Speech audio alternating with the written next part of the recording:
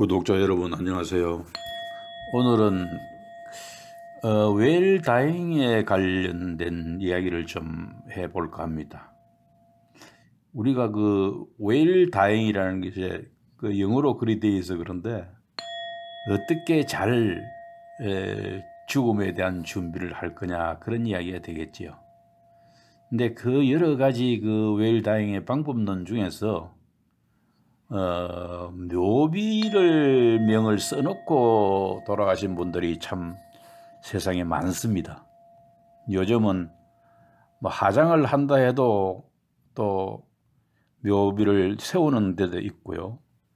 그냥 이렇게 노지에 뿌리 버리는 어떤 경우도 있는데, 오늘 보통 사람들은 이 묘비명을 써놓고 가지는 않지만은 그래도 옛날에는 동서양을 막론하고 묘비병에 유독 재미있는 글들을 남기고 간 것을 소개해 드릴까 합니다. 이건 역시 득하만발의 카페에서 좋은 글이 올라와서 제가 좀 첨언해서 여러 가지 말씀을 좀 드릴까 합니다. 첫 번째요, 여러분들이 잘 아시겠지만 백년 전쟁 때 영국의 태자였던 에드워드 묘비병이 있습니다. 이렇게 되어 있습니다. 지나가는 이여 나를 기억하라. 지금 그대가 살아있듯이 한때는 나 또한 살아있었노라. 내가 지금 잠들어 있듯이 그대 또한 반드시 잠들리라. 이걸 보면 아마 군에서 이렇게 태자가 죽었다는 것은, 묘비를 써놨다는 것은 젊으셨던 시절이 아니었겠습니까? 그러니까 전쟁 나가기 전에 이미 그렇게 써놓은 것 같습니다.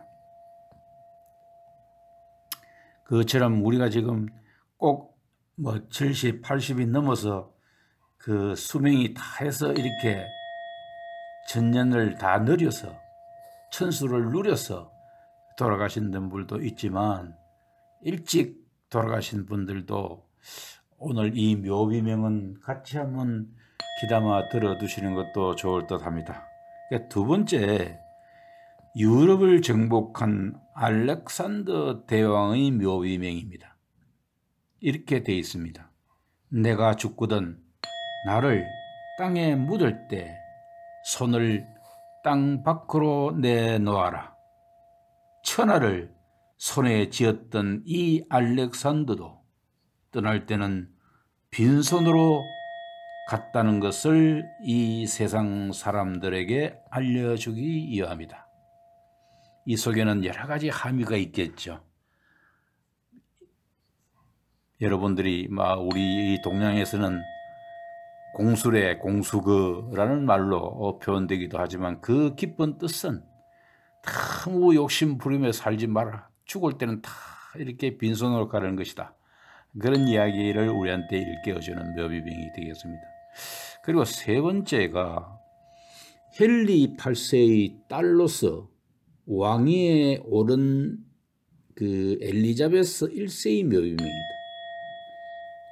오직 한순간 동안만 나의 것이었던 그 모든 것들, 이렇게 되어 있습니다.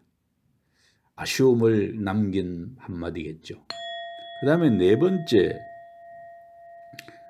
임마누엘 칸트의 묘비명이다.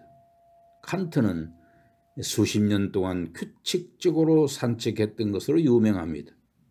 사람들은 그가 산책하는 것을 보고 시간을 짐작했다고 할 정도였지요.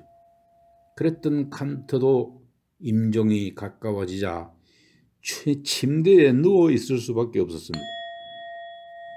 하물며 먹을 수도 없었고, 그래서 하인은 칸트가 목이 마를까 봐 설탕물에 포도주를 타서 숟가락으로 조금씩 떠 먹였다고 합니다.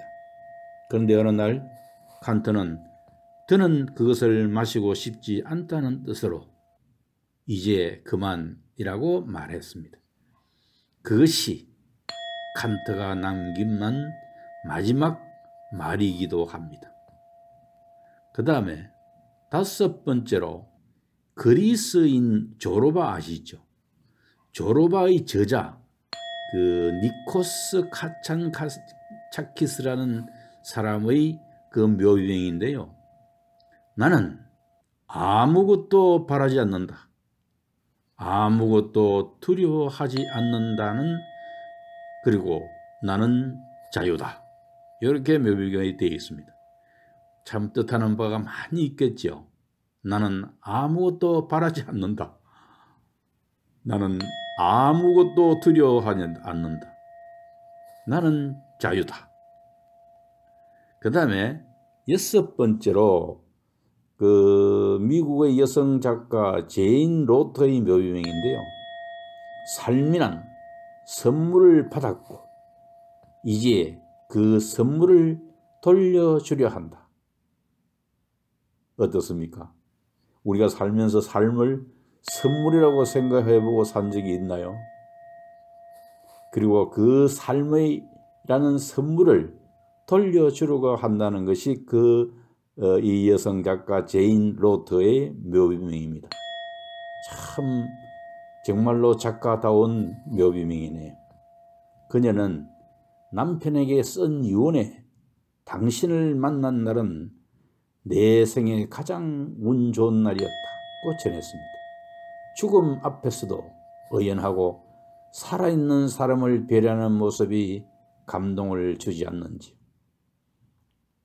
어떻습니까, 여러분? 여러분들도 이런 말을 하고 저 세상으로 갈 준비가 되어 있으신가요? 그 다음에 일곱 번째, 중국의 동산 선사라는 분의 그 묘비명인데요. 이렇게 되어 있습니다.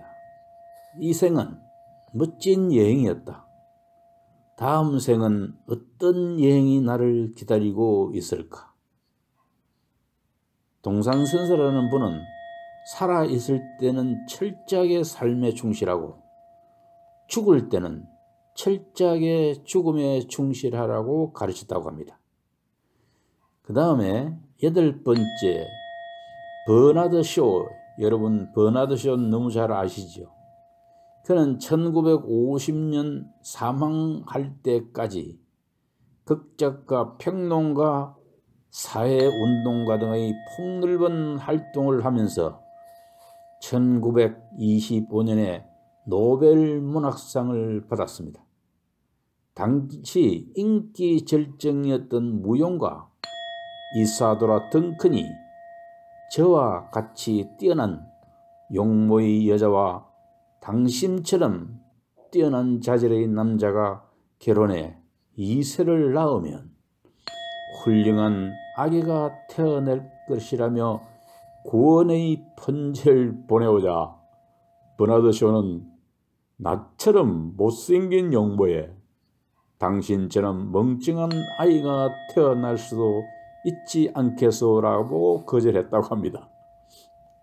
이렇게 오만함과 익살스러움으로 명성을 떨쳤던 버나드 쇼는 94세까지 장수하면서 자기의 소신대로 살았다고 합니다.